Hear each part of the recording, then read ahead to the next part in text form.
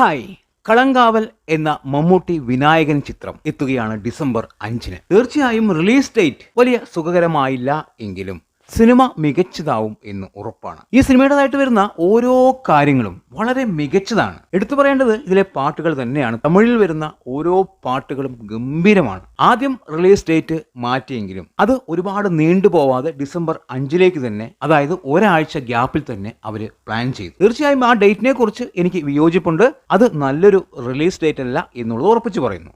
പക്ഷെ സിനിമ ഗംഭീരമാവും, അതിൽ ഒരു തർക്കവുമില്ല. മലയാളത്തിലെ ഏറ്റവും വലിയ താരങ്ങളിൽ ഒരാൾ മമ്മൂട്ടി. അദ്ദേഹം ഈ സിനിമയിൽ ഒരു വില്ലൻ വേഷമാണ് കൈകാര്യം ചെയ്യുന്നത്. ഇവിടെ നായകനായി വരുന്നത് വിനായകനാണ്. തീർച്ചയായും അത്തരം ഒരു കാര്യം ചെയ്യാൻ മമ്മൂട്ടിക്കല്ലാതെ മറ്റൊരാൾക്കും സാധിക്കില്ല. അദ്ദേഹത്തിന് പൂർണ്ണ വിശ്വാസമുണ്ട് അദ്ദേഹത്തിന്റെ അഭിനയ പ്രകടനത്തിൽ. അദ്ദേഹത്തിന് അറിയാം എന്ത് ചെയ്യണം, എങ്ങനെ ചെയ്യണം എന്നല്ല. ഇപ്പോ ഭ്രമയുഗം എന്ന സിനിമ, ആ സിനിമയിൽ മമ്മൂട്ടി നായകനല്ല, അദ്ദേഹം ആ സിനിമയിൽ വില്ലനാണ്. നായകൻ അർജുൻ അശോകനാണ്. പക്ഷെ നമ്മൾ എപ്പോഴെങ്കിലും അർജുൻ അശോകനെ കുറിച്ച് ചിന്തിച്ചിട്ടുണ്ടോ? അത് മമ്മൂട്ടി സിനിമയായിട്ടാണ് നമ്മൾ കാണുന്നത്. മമ്മൂട്ടിയുടെ അഭിനയ പ്രകടനമാണ് നമ്മൾ കണ്ടത്. അദ്ദേഹത്തിന് ആ സിനിമയിലെ അഭിനയത്തിലൂടെ സംസ്ഥാന അവാർഡും ലഭിക്കുകയുണ്ടായി. തീർച്ചയായും നല്ലൊരു കാര്യമായിട്ടാണ് എനിക്ക് തോന്നിയത്. മികച്ച പ്രകടനമാണ് ആ സിനിമയിൽ അദ്ദേഹം കാഴ്ചവെച്ചത്. ഇപ്പോൾ കളങ്കാവലിലേക്ക് വരുമ്പോൾ തീർച്ചയായും അതിനേക്കാളും മുകളിൽ നിൽക്കുന്ന ഒരു വില്ലൻ കഥാപാത്രമായിരിക്കും ഇതിലേത്. ഇതിന്റെ ടീസറിൽ അദ്ദേഹം ആ സിഗരറ്റ് കടിച്ചു പിടിച്ച് നോക്കുന്ന ആ നോട്ടം എന്ത് രസമായിട്ടാണ് അദ്ദേഹം ചെയ്തു വെച്ചിരിക്കുന്നത്. തീർച്ചയായും മമ്മൂട്ടി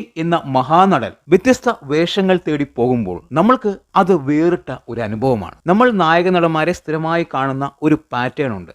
അതിൽ നിന്നും മാറി വ്യത്യസ്തമായ രീതിയിലാണ് അദ്ദേഹം ഓരോ കാര്യങ്ങളും ഇപ്പോൾ ചെയ്തുകൊണ്ടിരിക്കുന്നത്. എന്തായാലും കളങ്കാവൽ എന്ന സിനിമ വളരെ മികച്ച സിനിമയാകും എന്നതിൽ ഒരു തർക്കവുമില്ല.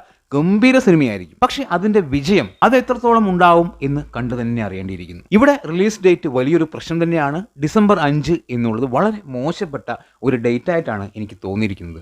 അതിന് ഒരുപാട് കാരണങ്ങളുണ്ട്. ഡിസംബർ 18 വലിയ വലിയ സിനിമകൾ റിലീസ് ചെയ്യും. ആ സമയത്ത് കളങ്കാവലിന് തിയേറ്ററുകൾ കിട്ടുമോ എന്നുള്ളത് ഒരു ചോദ്യചിഹ്നം തന്നെയാണ്. എത്ര വിജയിച്ചാലും ആ സമയത്ത് തിയേറ്ററുകൾ കിട്ടാനുള്ള സാധ്യതയില്ല. അതായത് വെറും 13 ദിവസം മാത്രമാണ് കളങ്കാവൽ എന്ന സിനിമയ്ക്ക് തിയേറ്ററുകളിൽ ആയുസുള്ളത്. വളരെ കുറച്ച് തിയേറ്ററുകളിൽ വിജയിച്ചു കഴിഞ്ഞാൽ അതിനുശേഷവും തുടർന്നേക്കാം. പക്ഷേ വലിയ തിയേറ്ററുകൾ ലഭിക്കാനുള്ള സാധ്യതയില്ല.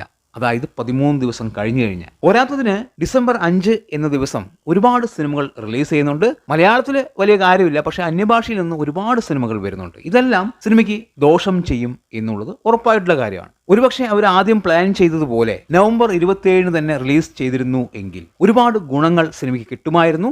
ഇപ്പോൾ അത് കിട്ടാനുള്ള സാധ്യതയില്ല. ഇവിടെ റിലീസിംഗ് ഡേറ്റ് വളരെ മോശമാണെങ്കിലും സിനിമ മികച്ചതാവും എന്ന് ഉറപ്പാണ്. മമ്മൂട്ടി കമ്പനിയുടെ ഒരു പ്രശ്നം തന്നെയാണ് ഈ പറയുന്ന റിലീസിംഗ് ഡേറ്റ് തീരുമാനിക്കുന്നത്.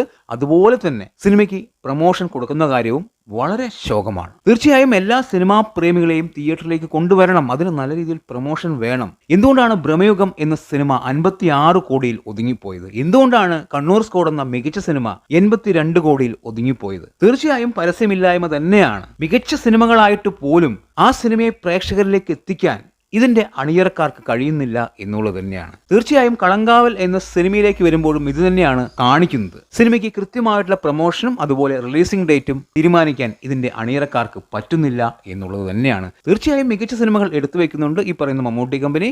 പക്ഷെ അതിനെ വേണ്ട രീതിയിൽ മാർക്കറ്റ് ചെയ്യാൻ ഒരു വ്യക്തികൾക്കും കഴിയുന്നില്ല എന്നുള്ളതും എടുത്തു പറയുന്നു. എന്തായാലും കളങ്കാവൽ എന്ന സിനിമ ഗംഭീര സിനിമയായി മാറട്ടെ. മമ്മൂട്ടിയുടെ മികച്ച ഒരു വേഷമായി മാറട്ടെ. മികച്ച വില്ലൻ കഥാപാത്രം നമ്മൾക്ക് കാണാൻ ഇടവരട്ടെ.